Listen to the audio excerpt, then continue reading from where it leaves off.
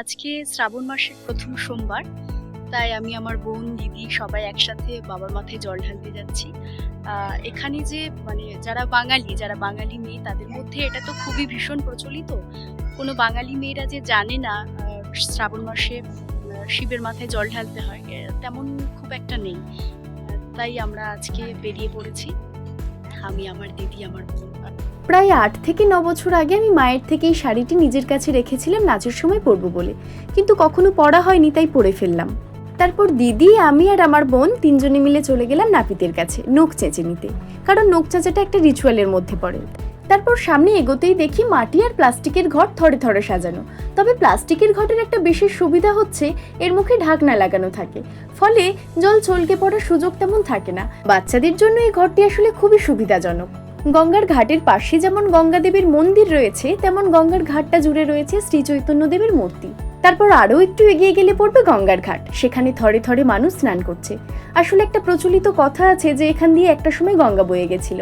শুধু প্রচলিত কথা কিনা জানি না, হয়তো এটা সত্যিই বটে, তবে মানুষ এটাকেই গঙ্গা বলে মনে করে। তাই এখান থেকে স্নান করে সবাই চলে যাবে বাবার মন্দিরের উদ্দেশ্যে, সেখানে গিয়ে বাবার মাথায় এই জলই ঢালবে। গঙ্গার বুকে স্নান করার সময় কেউ কেউ গঙ্গার বুকে টাকা ফেলেন। চুম্বকের সাহায্যে সেই টাকা মাটির বুক থেকে তুলে নিতে দেখা যাচ্ছে কাউকে কাউকে। এই যে দেখুন, চুম্বকের গায়ে উঠে এসেছে পয়সা, সেটাকেই তিনি সংগ্রহ করে নিলেন। যাই হোক, আমি স্নান করে ঘটে জল তুলে নিতে গেলাম। পরপর 1, 2, 3টে ডুব দিয়ে আমি ঘটে জল ভরে নিলাম। ঘটে গঙ্গা জল ঢালার পর আনুষঙ্গিক অনেক কাজ থাকে। এই যেমন ধরুন, দুধ, ঘি, মধু, ফুল, বেলপাতা, এমনকি আতপ চাল দিয়ে সাজিয়ে নেওয়া। সবকিছু সাজিয়ে নিয়ে বাবার মন্দিরের উদ্দেশ্যে রওনা দিলাম। তারপর হাঁটতে হাঁটতে পৌঁছে গেলাম বাবার মন্দিরের কাছে। সেখানে গিয়ে লাইনে দাঁড়িয়েই তো চক্ষু ছানা পড়া। দেখলাম বাবারে কত বড় লাইন। আচ্ছা, আজকে আমরা ফিরতে পারবো নাকি ওখানেই থাকতে হবে?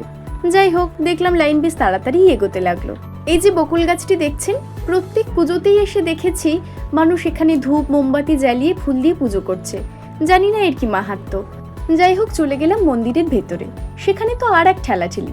যাই হোক, কোনো রকমে বাবার মাথায় জলটা ঢেলে বেরিয়ে এলাম বাইরে। এবার পুজো দেওয়ার পালা।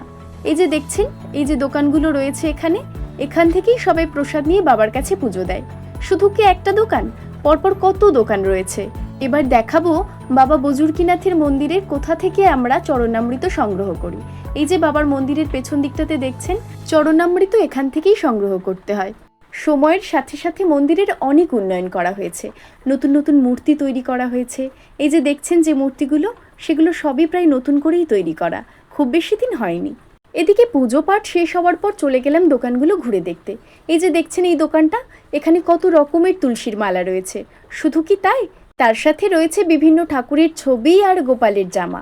এছাড়াও কত রকমের কত জিনিস রয়েছে, ঠাকুরের আসন থেকে শুরু করে প্রায় সবই পাওয়া যাচ্ছে।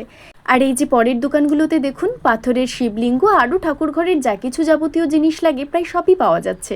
এছাড়াও বাচ্চাদের এই যে মোবাইল আরও কত রকমের খেলনা, সবই দেখতে পাচ্ছেন কেমন সাজানো রয়েছে। যাই হোক, সেখান থেকে এগিয়ে আরও চলে গেলাম অন্য দোকানগুলো ঘুরে দেখতে। সেখানেও দেখলাম একই রকম জিনিসপত্র সব সাজানো রয়েছে। তবে আমার সবচেয়ে ইন্টারেস্টেড জায়গা এখানে। যে কোনো মেলাতে গেলেই আমার প্রথমেই চোখ পড়ে এই দোকানগুলোতে। অনেকেই তো অনেক দূর থেকে আসেন, পুজোর শেষে তাদের বাড়ি ফিরতে অনেক দেরি হয়ে যায়। তাই সারিবদ্ধভাবে অনেক খাবারের দোকানও রয়েছে, যাতে কোনো মানুষের অসুবিধে না হয়।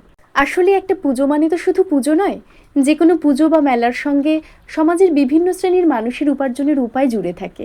যাই হোক, এগিয়ে যেতেই একটা জলছত্র কেন্দ্র চোখে পড়ল।